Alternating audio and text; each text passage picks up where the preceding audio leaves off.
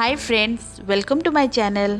Friends, मु आज आपण मानक सहित शेयर करी गोटे नेचुरल ग्लोइंग फेस पैक जोटा कि आपण यूज कले आपण स्किन नेचुरली ग्लो करी थाए, ता सहित सुंदर मध्य देखा जाय थाए।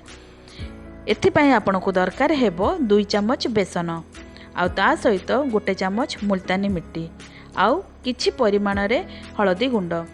यही सबू को मिक्स करिकी गोटे पेस्ट प्रस्तुत करिया पई आवश्यक पड़िबो किछि परिमाण रे कंचा क्षीर। क्षीर फेस पई बहुत भल।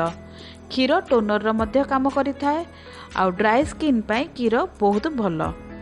यही सबू को मिक्स करिकी आपण गोटे स्मूथ पेस्ट बनेबे। एहा को आपण फेस रे अप्लाई करिवे। 15 ରୁ 20 मिनिट पर्यंत आपण एही भली छाड़ी देबे। तापरे नॉर्मल पानी रे आपण फेस को धोई देबे।